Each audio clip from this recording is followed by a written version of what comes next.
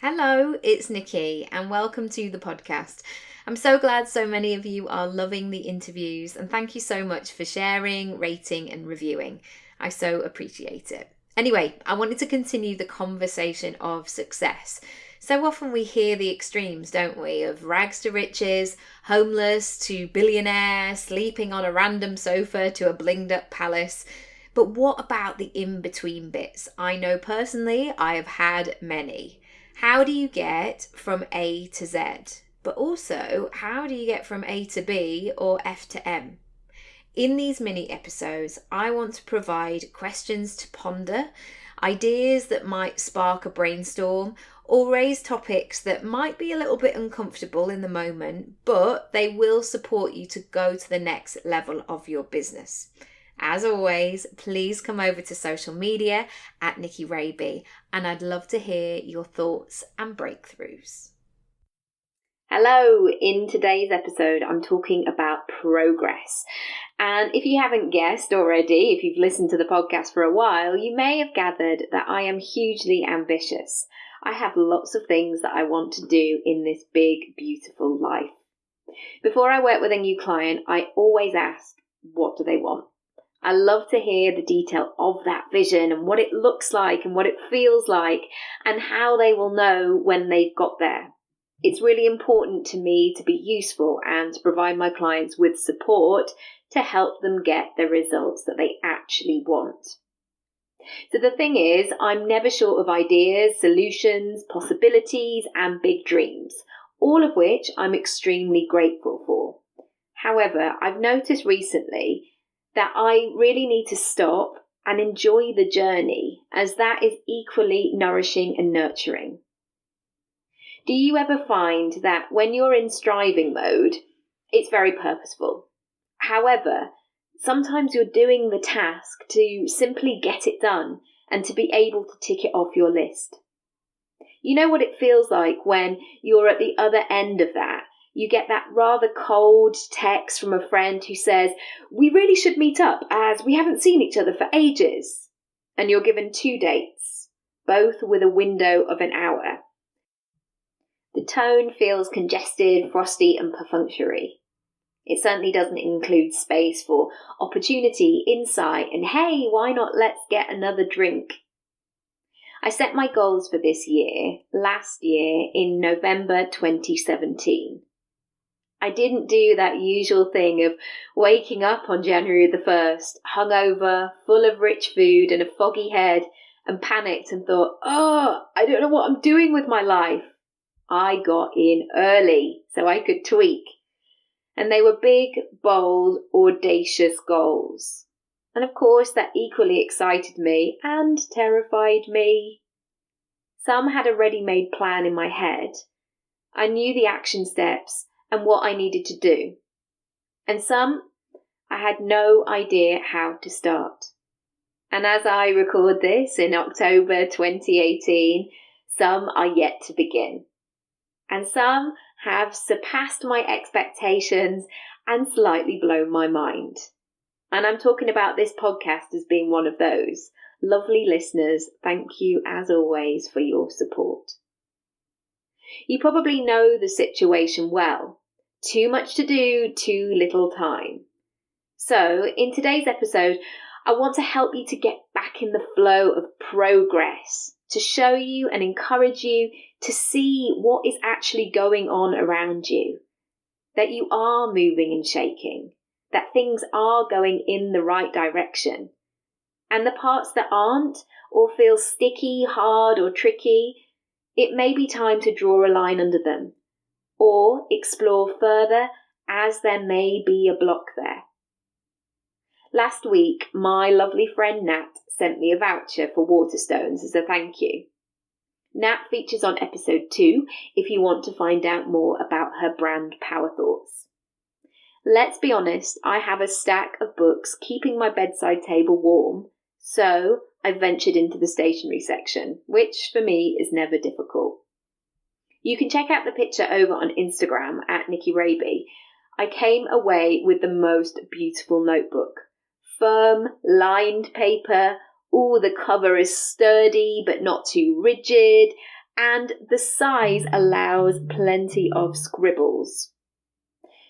Being in business can feel relentless sometimes, a constant chug, chug, chug, and at times unforgiving and unrewarding. I often get in a bit of a funk as the seasons change, and self-awareness is key, my friends, and I now know my own signs. So I know I need to keep enjoying the process and tracking my progress, because it's all coming, all in good time, and everything you want is coming to you too.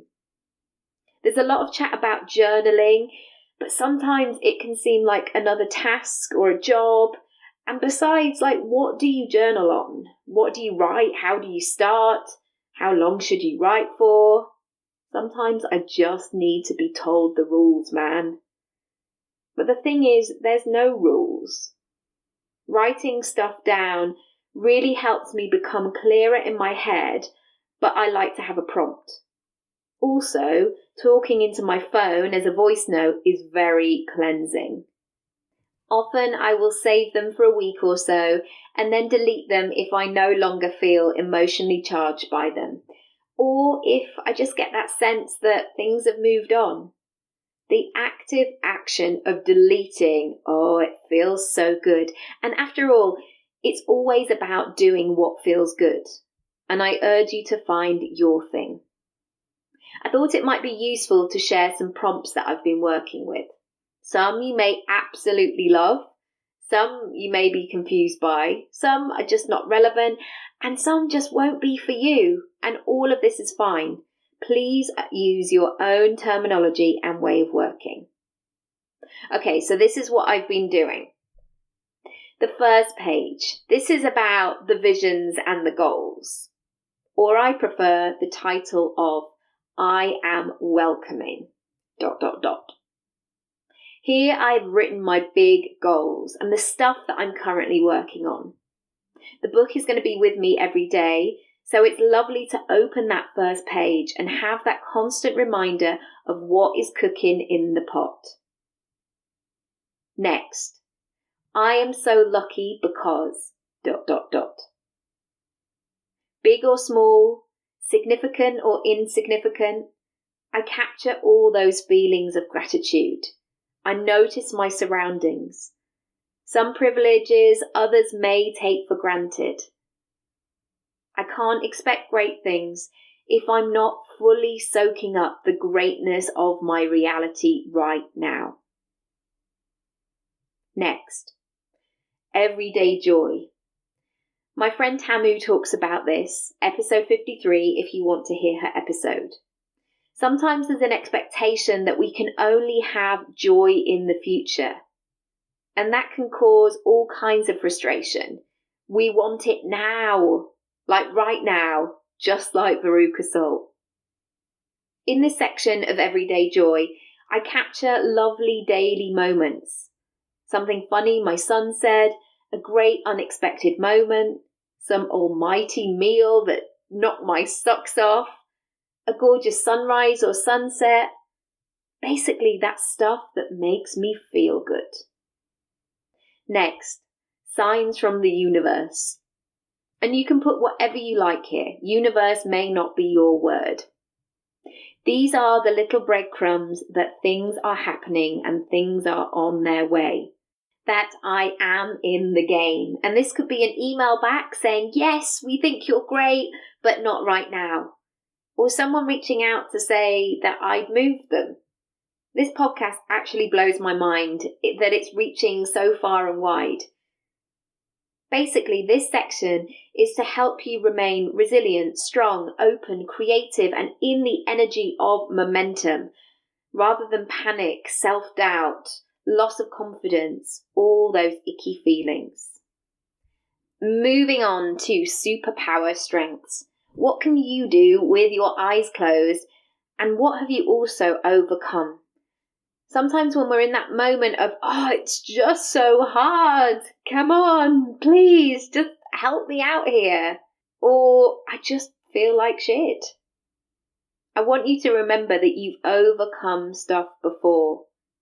I know you have.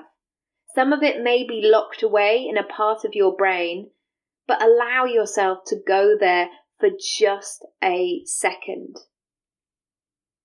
Next, sharing kindness and being the change I want to see in the world.